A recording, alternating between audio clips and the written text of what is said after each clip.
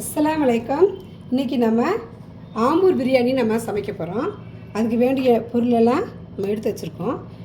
ஒரு அஞ்சு ஏலக்காய், 2 துண்டு பட்டை, ஒரு பெரிய ஏலக்காய், 6 கிராம்பு, ஒரு ஜாதி பத்திரி. இது நான் தாளிக்கிறதுக்கு. இது நம்ம அரிசியை பாயில் பண்ணி தான் நம்ம போட போகிறோம்.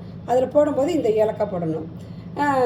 150 கிராம் இஞ்சி பூண்டு பேஸ்ட்டு, ஒரு 2 லெமன், ஒரு 200 கிராம் தக்காளி, இது வறுத்து அரைச்ச மிளகாய் வத்தலோட பேஸ்ட்டு, இது அரை கிலோ வெங்காயம் போடுறோம், அரை கிலோ வெங்காயம் போடுறோம், கொத்தமல்லி ஒரு கைப்பிடி, புதினா ஒரு கைப்பிடி, 1/4 லிட்டர் தயிர், 1.5 கிலோ சிக்கன், 1 கிலோ ரைஸ் அரிசி. நம்ம இதை ஃபஸ்ட்டு இது செஞ்சு வச்சுக்கிறோம். ஆயில் இதுக்கு 200 கிராம் ஆயில், 150 கிராம் கடலை ஸ்டவ்வை ஆன் பண்ணிக்கிறோம். ஸ்டவ் ஆன் பண்ணி 100 ml சன்ஃப்ளவர் ஆயில், 50 ml கடலெண்ணெய், 50 கடலெண்ணெய், 50 நம்ம நெய் போட்டுக்கிறோம் லாஸ்ட்டாக. இது எண்ணெய் காயட்டும். எண்ணெய் காய்ஞ்சோடனே இதை எடுத்து வச்சுருக்க பட்டை, ஏலக்காய், கிராம்பு, ஜாதி பத்திரி, ஸ்டார் பூ, இந்த இது எல்லாத்தையும் நம்ம இதில் நம்ம போட்டுக்கிறோம்.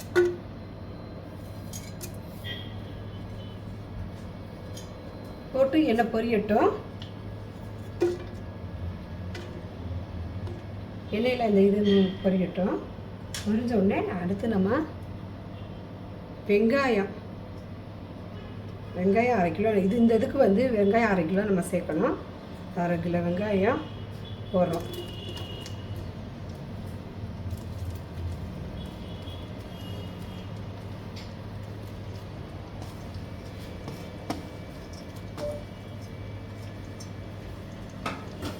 அரை கிலோ வெங்காயம் சேர்த்து நல்லா பொன்னிறமாக வதங்க விடுறோம்.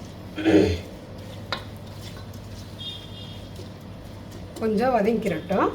இதுக்கு கொஞ்சம் லேசாக உப்பு நம்ம தூவிக்கிறோம்.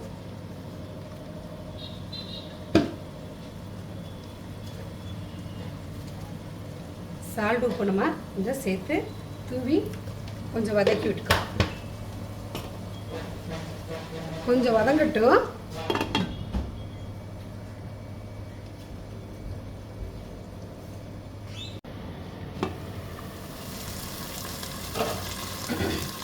நல்லா இது வதங்கிடுச்சு.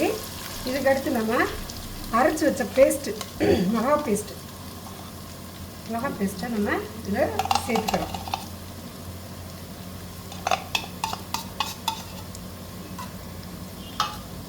மிளகாய் பேஸ்ட்டை நம்ம சேர்த்து நல்லா இதை நல்லா வதக்கணும்.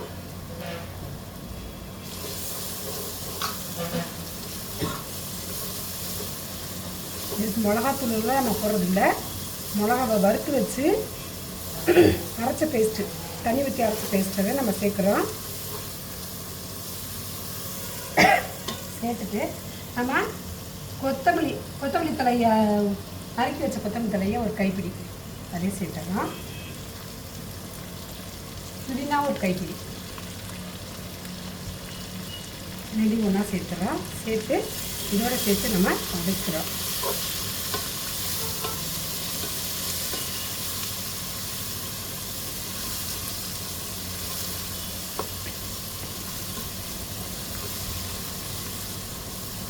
நல்லா வதங்கிடுச்சு.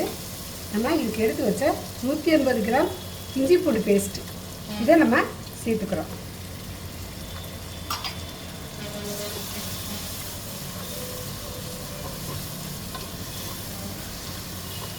இதுக்கு வேறு எந்த மசாலாவும் நம்ம சேர்க்கலை.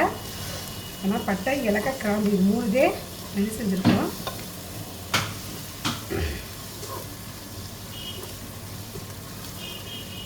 கொஞ்சம் வதங்கட்டும். வதங்கின பின்னாடி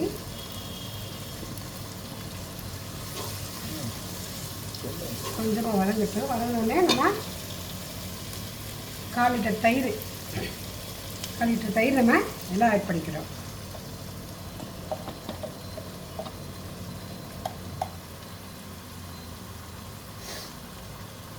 1/4 லிட்டர் தயிரை நம்ம ஆட் பண்ணி கொஞ்சம் நல்லா வதக்கிறோம்.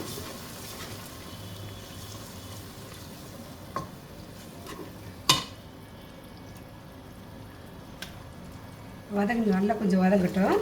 வதங்கின உடனே அடுத்து நம்ம தக்காளி நம்ம எடுத்து வச்சுருக்கோம்ல, 200 கிராம் தக்காளி, இதை நம்ம அப்படியே நம்ம சேர்த்துக்கிறோம்.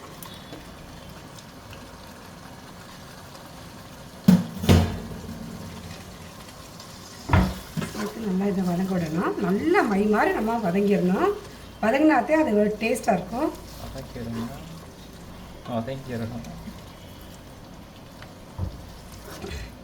வதங்கினாதே நல்லா டேஸ்ட்டாக இருக்கும். இது ஊர் நல்லா வதங்கி கொஞ்சம் பேஸ்ட் மாதிரி வரட்டும்.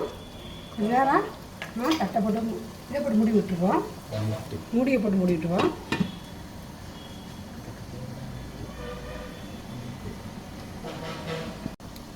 வதங்கிடுச்சாண்டு ஓப்பன் பண்ணி பார்க்கலாம். இந்த நல்லா எண்ணெய் பிரிஞ்சு வந்துடுச்சு பார்த்தீங்களா. அப்படிக்கே இது நல்லா வதங்கணும். வதங்கின பின்னாடி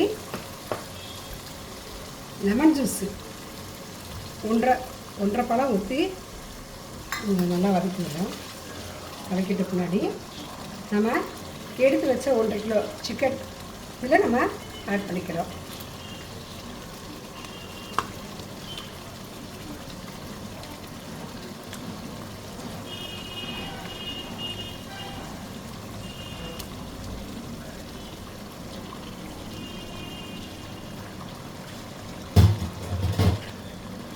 பண்ணி நம்ம நல்லா இதை கிண்டிக்கிறோம். கிண்டி விட்டு ஒரு 15 நிமிஷம் நல்லா இதில் மிக்ஸ் ஆகி இந்த சிக்கனில் மசாலா எல்லாமே போய் பிடிக்கிற மாதிரி, உப்பு புளி உரப்பு எல்லாம் பிடிக்கிற மாதிரி நல்லா விட்டுறணும். நல்லா இது நல்லா இதாகட்டும், மிக்ஸ் ஆகுது. உப்பு நம்ம கொஞ்சம் டேஸ்ட் பண்ணி பார்க்கலாம். உப்பு கம்மியாக இருக்குது, இதில் கொஞ்சம் உப்பு சேர்த்துக்கலாம். கல் உப்பு கொஞ்சம் சேர்த்து நல்லா இதை நல்லா கிளட்டி விட்டு கொஞ்சம் வதங்கிக்கணும். இது இன்றைக்கி ஈஸியான மெத்தடு. இந்த பிரியாணி ஈஸியாக நம்ம யாருனாலும் செய்யலாம்.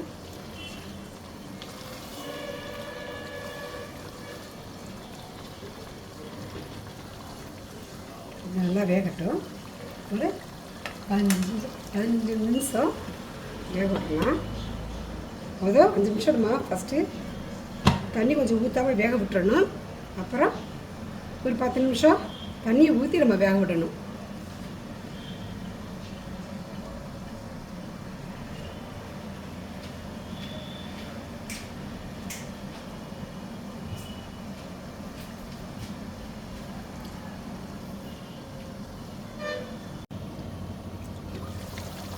ஓப்பன் பண்ணிக்கலாம்.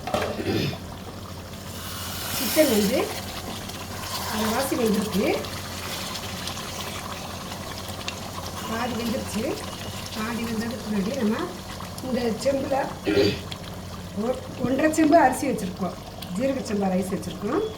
இதில் 1 செம்பு நம்ம தண்ணியை ஊற்றி இதில் நல்லா வேக விடுறோம்.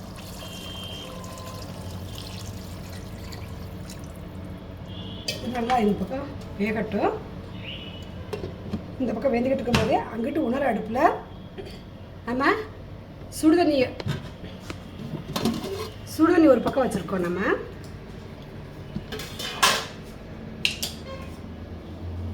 இந்த அடுப்பில் நம்ம கொஞ்சமாக புதினா, கொஞ்சமாக கொத்தமல்லி,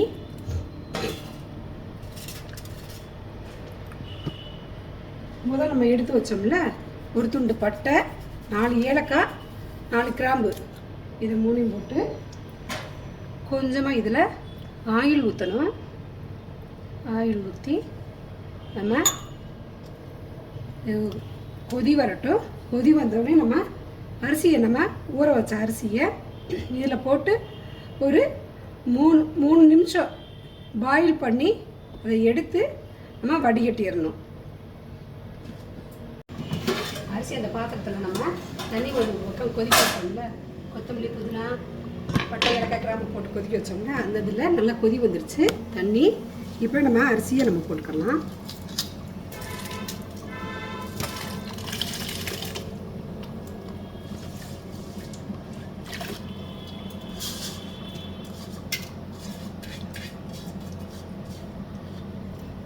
அரிசியை போட்டு ஒரு 3/4 வேக்காடு 70% வெந்துக்கிறட்டும். வெந்துடலாம்.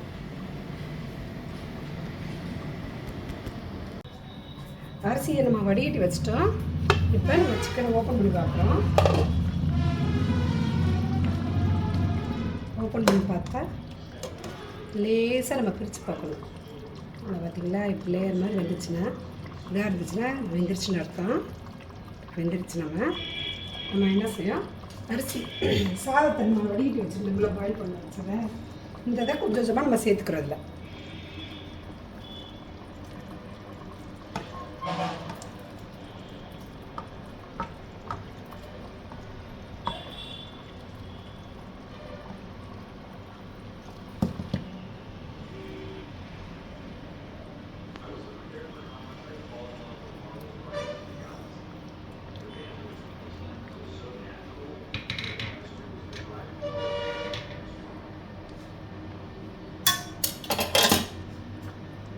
இது லேசாக நம்ம அப்படியே பரட்டி விடுறோம். மசாலா எல்லாமே இது மேலே மிக்ஸ் ஆகி வரணும். வர மாதிரி நம்ம லேசாக பரட்டிட்டுக்கலாம்.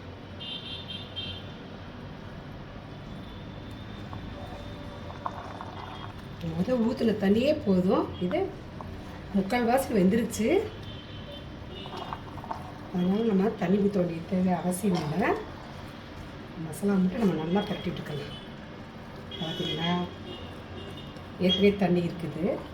இது அந்த தண்ணியிலே நம்மளுக்கு நல்லா வெந்துடும். கரெக்டாக இருக்கும்.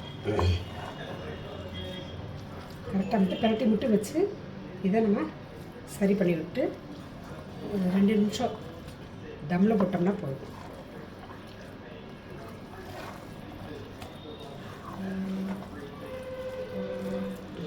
நல்லா பரட்டியாச்சு.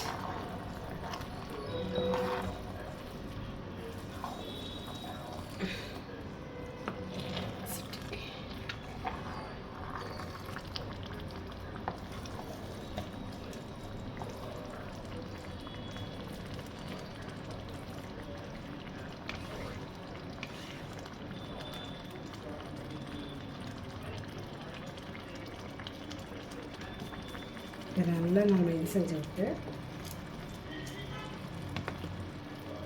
முதல்ல சொன்னோம்ல 2 ஸ்பூன் நெய் விட்டால் போதும்.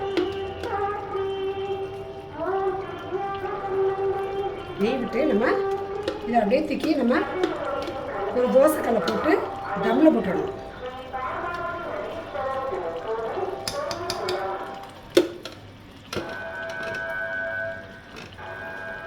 நல்லா தடவி விட்டு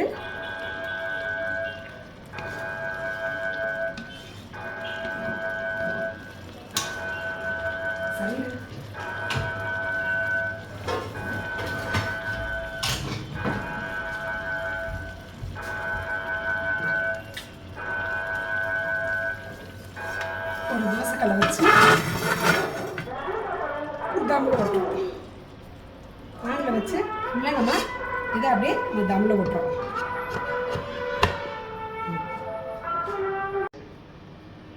ஓப்பன் பண்ணி பார்ப்போம். சுவையான ஆம்பூர் பிரியாணி ரெடி ஆச்சுங்க.